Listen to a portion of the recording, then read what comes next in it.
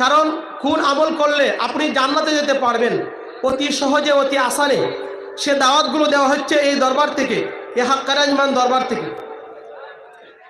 3 নম্বর যে প্রশ্নটা সেটা হলো আপনার উরসিকুল মজলিসে, সালানা মাহফিলে উরসিকুল মজলিসে এটা সবাই করতে পারবে কি?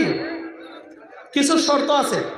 এই যে মজলিস, উরসিকুল মজলিস, আপনার বাড়িতে, গ্রামে গঞ্জে, শহরে, বাড়িতে, উঠানে, ঘরে উরসিকুল মজলিস করতে পারবেন, কিছু শর্ত আছে, একটু ভালো করে জেনে নিন।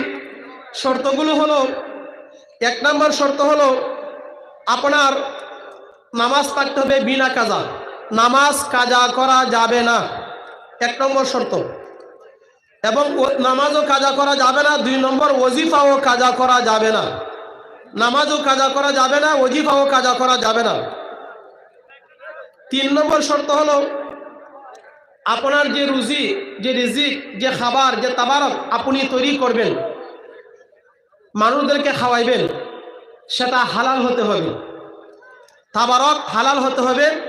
ব্যাংকে savings account, insurance, non government organisation ইত্যাদি, বন্ধন, LIC ইত্যাদির সঙ্গে সম্পর্ক থাকতে পারবে না। অর্থাৎ এগুলোর মাধ্যমে যদি আপনার টাকা, এগুলো থেকে বিরত থাকতে হবে। এখানে বন্ধন বলতে একটু ব্যাখ্যা না করলে বুঝে আসবে না, অনেক নতুন বাইরে আছেন। ভারতের একটি বেসরকারি একটা ব্যাংক, এটা হলো বন্ধন ব্যাংক। ভারতের একটি বেসরকারি ব্যাংক, এর সদর দপ্তর হলো কলকাতা, পশ্চিমবঙ্গের ভারতের কলকাতা সদর দপ্তর। এটা প্রায় ভারতের 36টি রাজ্যে তাদের শাখা রয়েছে। 1 কোটির বেশি গ্রাহক রয়েছে কিসের? বন্ধনে। এবং এই যে বন্ধনটা, সেটা হলো আপনার এতে রয়েছে আপনার কর্মচারী প্রায় 37,03,310 জন প্রায় কর্মচারী আছে। এত বিশাল একটি ব্যাংক। এবং সেটা আপনার আগস্টের 23 তারিখ 2015 এটা সূচনা হয়েছে, বন্ধন ব্যাংক। এই ব্যাংকে আপনি যদি টাকা রাখেন, আপনার বাড়ি তৈরি করার জন্য লোন, বাড়ি তৈরি করার জন্য লোন, রেন্ট, বিবাহের জন্য লোন নেওয়ার ক্ষেত্রে সুদের পরিমাণ হলো 12%। এই ব্যাংকে টাকা রাখলে, বন্ধন ব্যাংকে টাকা রাখলে সুদ আসে এবং তারা সুদ দিয়ে থাকে। এই জন্য যদি আপনি সুদের সঙ্গে জড়িত থাকেন, সুদী ব্যাংকের টাকা থাকে, তাহলে আপনি এ ধরনের মজলিস আপনি করতে পারবেন না এবং এই ধরনের মজলিসে, উরসিকুল মজলিসে শরীক হতে পারবেন না। শর্ত হলো শরীক হতে পারবেন, আপনার টাকা থাকতে হবে হালাল টাকা থাকতে হবে। সুফি আজম গাছী রহমতুল্লাহ আলাইহি 1870 সালে হাক্কারাজমান প্রতিষ্ঠা করে তিনি যে মেসেজটা দিচ্ছেন, সারা তিনি কি করেছেন? সুদের বিরুদ্ধে তিনি জিহাদ ঘোষণা করেছেন।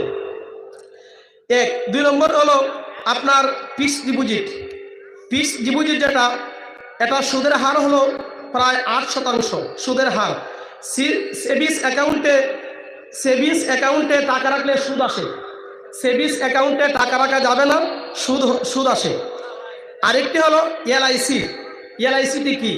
LIC বলতে life insurance corporation of India, life insurance corporation of India, এটা হলো LIC। ব্যাখ্যা বলার জন্য বলেছেন, দরবার থেকে হুকুম হয়েছে। দেখেন, ভারতীয় জীবন বীমা এবং বিনিয়োগকারী সংস্থা, সবচাইতে বড় ভারতীয় জীবন বীমা এবং বিনিয়োগকারী একটা সংস্থা হলো এই LIC, life insurance corporation of India. এবং সেটা আপনার 18 জুন 1956 সালে এটা স্বীকৃতি দেওয়া হয়েছে, ভারতীয় সরকার, এটা সরকারি। 18 জুন 1956 সালে। এবং আপনার এটা যে সদর দপ্তর, সেটা হলো মুম্বাই সদর দপ্তর। এইগুলো যদি আপনারা যদি LICর সঙ্গে যদি আপনি জড়িত থাকেন, ব্যাংকে টাকা থাকে, আপনি উরসিকুল মজলিস করতে পারবেন না এবং শরীক হতে পারবেন না। জমি বন্ধক যদি থাকে, যদি লোন এনে থাকেন, জমি বন্ধক থাকে, বন্ধকি জমি যেটার মধ্যে সুদ আসে, সেটা করলে শরীক হতে পারবেন না। এমনিভাবে আপনার savings account, fixed deposit, LIC, বন্ধন, যেগুলো সুদের সঙ্গে জড়িত, যেগুলো ব্যাংকে সুদ দেয়, ওই সুদের সঙ্গে জড়িয়ে থাকলে আপনার উরসিকুল মজলিস করতে পারবেন না এবং শরীক হতে পারবেন না। এখন এই টাকা কি করবেন? এই যে সুদের টাকা, এই টাকা কাকে দিবেন? এই টাকা কোথায় আপনি দিবেন? কাকে দিবেন? কে উপযুক্ত? এটা পরে বলছি। এই যে সুদ, হাক্কানি দরবারে সবচেয়ে বেশি গুরুত্ব দেওয়া হয় সুদের ব্যাপারে, যে সুদ খাওয়া যাবে না, এটা আল্লাহ হারাম করেছেন। হাক্কানি আঞ্জুমান কোন কথা বলে? অনেকে বলে যে হাক্কানি আঞ্জুমান তারা আবার নতুন একটি আপনার পীরের সিলসিলা তারা কায়েম করেছে। অনেকে না বুঝে অনেক কথা বলে থাকে। না, এখানে যে আমলগুলো করা হবে এগুলো নতুন কোনো বিষয় নয়। যেগুলো কোরআনে আছে, হাদিস আছে, সুফি আজম গাছি রহমতুল্লাহ আলাই সেগুলো আমাদেরকে বলে দিয়েছেন, এবং এই বার্তাগুলো এখান থেকে সারা পৃথিবীর মানুষের কাছে পৌঁছে দেওয়া হবে, যেগুলো কোরআনে আছে, হাদিসে আছে। আল্লাহ সুদ হারাম করেছেন। হাক্কানি আঞ্জুমান দরবারও বলে যে সুদ হারাম, সুদ খাওয়া যাবে না। সূরা বাকারা 275 নম্বর আয়াত আল্লাহ তাআলা বলেছেন, ওয়াহাল্লাল্লাহুল বাইয়া ওয়া হাররামার রিবা। আল্লাহ তাআলা ব্যবসাকে করেছেন হালাল আর সুদকে করেছেন হারাম। ব্যবসা হালাল আর সুদ হারাম। আল্লাহ পাক রব্বুল আলামিন সূরা বাকারা 278 নম্বর আয়াত, সূরা বাকারা 279 নম্বর আয়াত আল্লাহ তাআলা বলেন, ইয়া আইয়ুহাল্লাযীনা আমানুত্তাকুল্লাহ ওয়া যারু মা বাকিয়া মিনার রিবা ইন কুনতুম মুমিনিন। হে ঈমানদারগণ, তোমরা আল্লাহকে ভয় করো। হে ঈমানদারগণ, তোমরা আল্লাহকে ভয় করো যদি মুমিন হয়ে থাকো। আল্লাহকে ভয় করো আর সুদকে পরিহার করো। আল্লাহকে ভয় করো, আল্লাহকে ভয় করো, সুদ পরিহার করো যদি মুমিন হয়ে থাকো। যে মুমিন সে সুদ খাইতে পারে না, যে মুমিন সে সুদ খাইতে পারে না। আল্লাহকে ভয় করো, সুদকে পরিহার করো যদি মুমিন হয়ে থাকো। ফাইল্লাম তাফআলু ফাযানু বিহারবিন মিনাল্লাহি ওয়া রাসূলিহি। যদি সুদ বর্জন করতে না পারো, সুদ যদি ছাড়তে না পারো, সুদ যদি পরিহার করতে না পারো, আল্লাহ এবং তার রাসূলের সঙ্গে যুদ্ধ করার জন্য প্রস্তুতি গ্রহণ করো। নাউযুবিল্লাহি মিন যালিক। সুদ খাওয়া মানে কি বলুন? আল্লাহ এবং তার রাসূলের সঙ্গে যুদ্ধ করার নামান্তর। তার চাইতে জঘন্য পাপী আর কে হতে পারে যে আল্লাহর সঙ্গে যুদ্ধ করে? যে পাপী আল্লাহর দুশমন সেই আল্লাহর সঙ্গে যুদ্ধ করতে পারে। নমরুদ, ফেরাউন আল্লাহর সঙ্গে যুদ্ধের ঘোষণা করেছিল। যারা সুদ খাইবে তারা আল্লাহর সঙ্গে যুদ্ধের ঘোষণা করে, মানে তারা আল্লাহকে ভালোবাসে না, নবীকে তারা ভালোবাসে না। এখন সুদ ছাড়বেন কিনা আপনি বলুন? সুদ ছাড়তে হবে।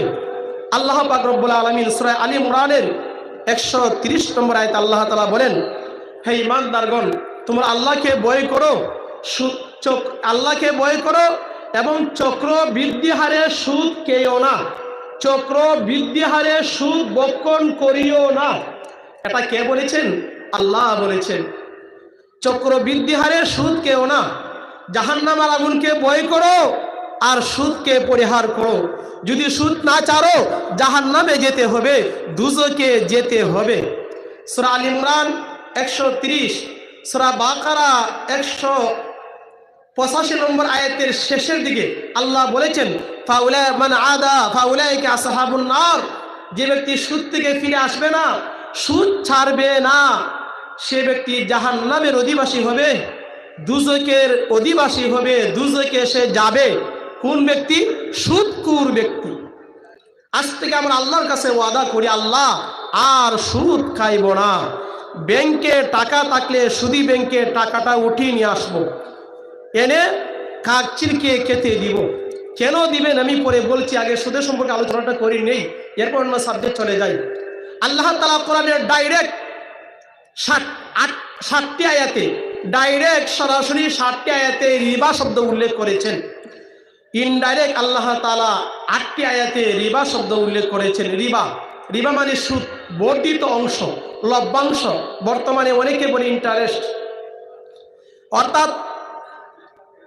অর্থাৎ আপনি আমার কাছ থেকে 50,000 টাকা নিলেন, নেওয়ার পরে আপনি আমাকে আরো 2,000 টাকা বেশি দিলেন। ওই যে বেশি দিলেন সেটা হলো সুদ। এ সুদ আল্লাহ হারাম করেছেন। কর্জে হাসানা দেন, সওয়াব হবে, নেকি হবে, কিন্তু সুদের সঙ্গে জড়ানো যাবে না। নবীজি বলেছেন, এমন একটি যুগ আসবে, এমন একটি জামানা আসবে, যদি সে সুদ থেকে বাঁচতে না পারে, সুদের ধূলিকণা তার উপরে পড়বে, সে সুদ খাইবে না, তার স্ত্রী সুদ খাইবে, হযরত মাওলানা সুফি মুফতি শাবল শেখপুরী রহমতুল্লাহ আলাইহি পাক জবানে একটা বয়ান আমার মনে হয়ে গেছে। হুজুর কেবলা সুফি মুফতি শাবল শেখপুরী রহমতুল্লাহ আলাইহি তিনি পাক জবানে বলেছেন, এমন একটি যুগ আসবে যে জমানা মানুষ নিজের সুদ খাইবে না, তার ছেলে সুদ খাইবে, তার মেয়ে সুদ খাইবে, তার স্ত্রী সুদের মধ্যে জড়িত হবে। হুজুর কেবলা বয়ান একটি শুনতেছিলাম, হুজুর কেবলা বলতেছিলেন সুফি মুফতি শাবল শেখপুরী রহমতুল্লাহ আলাইহি, বাবা তুমি কি নামাজ পড়ো? আজ থেকে নামাজ তুমি কাজা করবে না। তুমি অসুস্থ হয়ে গেছো, তোমার ক্যান্সার হয়ে গেছে, মারাত্মক ব্যাধিতে তুমি আক্রান্ত, তার কারণটা কি বাবা? তুমি অবশ্যই সুদের সঙ্গে জড়িত আছো। বললো না হুজুর কেবলা আমি সুদের সঙ্গে জড়িত নাই। তুমি যদি না থাকো, তোমার স্ত্রী আছে, তোমার ছেলে আছে, তোমার মেয়ে আছে, তুমি তালাশ করে গিয়ে দেখো। তখন শাবল শেখ রহমতুল্লাহ কথা অনুযায়ী পীর ভাই তালাশ করে গিয়ে দেখলেন তার স্ত্রীর কি আছে, বন্ধন ব্যাংকে তার সুদ আছে। আর বন্ধন ব্যাংকে শুধু মহিলারা যা, মহিলাদেরকে সুদ দেওয়া হোক।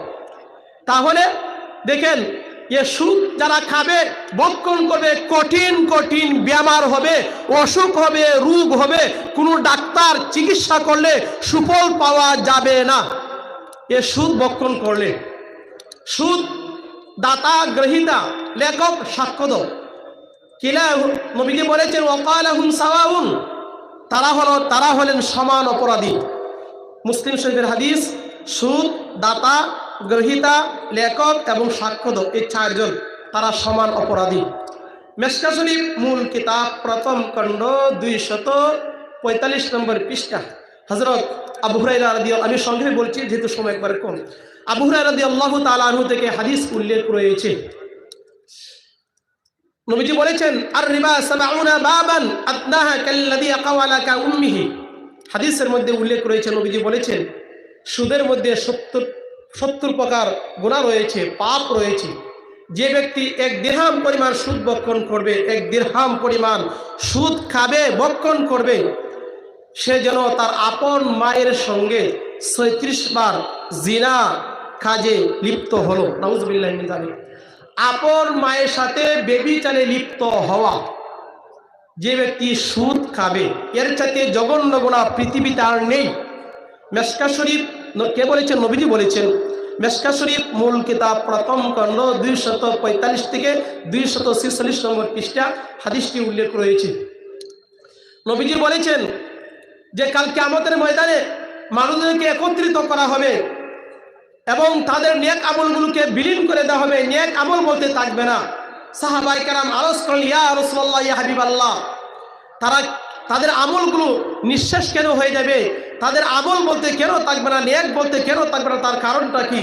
তখন নবীজি বললেন এমন একটি যুগ আসবে যে জমানায় মানুষ নামাজ পড়তো, রোজা রাখতো, হজ করতো, যাকাত দিত, পর্দা পালন করতো, সব কিছু করতো, কিন্তু যখন তাদের সামনে যখন মাল আসতো, টাকা পয়সা আসতো, খাদ্য যখন আসতো, কোনটি হালাল কোনটি হারাম যাচাই বাছাই করতো না। যাচাই বাছাই করতো না, হালাল হারাম যাচাই বাছাই করতো না। যার কারণে বলতে তাদের থাকবে না। কারণ নবীজি বলেছেন আল হালালু আন নু'মান ইবনে বাশির রাদিয়াল্লাহু তাআলা আনহু قال قال رسول الله صلى الله عليه وسلم الحلال بين والحرام بين وبينهما متشابهات لا يعلمهن كثير من الناس فمن اتقى من الشبهات استبرأ دينه وعرضه ومن وقع في الشبهات وقع في الحرام। অনেক লম্বা হাদিস। নবীজি বলেছেন কোন কিতাব? বুখারী শরীফ। বুখারী শরীফ মূল কিতাব প্রথম খণ্ড 13 নম্বর পৃষ্ঠা হযরত নু'মান ইবনে বাশির রাদিয়াল্লাহু তাআলা আনহু থেকে হাদিসটি উল্লেখ রয়েছে। নবীজি বলেছেন আল হালালু বাইনুন ওয়াল হারামু বাইনুন। হালাল এবং হারাম স্পষ্ট। কোনটি হালাল কোনটি হারাম আল্লাহ তাআলা সবিস্তারে কোরআনে আলোকপাত করেছেন, উল্লেখ করেছেন। হালাল স্পষ্ট আছে, হারাম স্পষ্ট আছে। ওয়া বাইনাহুমা মুতাশাবিহাতুন, এবং হালাল এবং হারামের মধ্যে কিছু সন্দেহযুক্ত বিষয় রয়েছে। ফামান ইত্তাকা মিনাশ শুবাহাত, যে ব্যক্তি সন্দেহ থেকে বেঁচে থাকলো, ফামান ইত্তাকা মিনাশ শুবাহাত, ফামান ইত্তাকা মিনাশ শুবাহাত, নবীজি বলেছেন তোমরা সন্দেহ থেকে বেঁচে থাকো। যে ব্যক্তি সন্দেহ থেকে বেঁচে থাকলো সে তার ধর্মকে রক্ষা করলো। আর যে ব্যক্তি সন্দেহের মধ্যে পতিত হলো সে হারামের মধ্যে পতিত হলো। হাদিসের মূল বিষয় হলো নবীজি বলেছেন সন্দেহ থেকে বেঁচে থাকার জন্য। সন্দেহ মানে হারাম। একটু ভালো করে বুঝুন, হাক্কানি দরবার অন্য দরবার, হাক্কানি দরবার অন্য দরবারের মধ্যে কি পার্থক্য রয়েছে? হাক্কানি এবং অন্যান্য সিলসিলার মধ্যে কি পার্থক্য রয়েছে?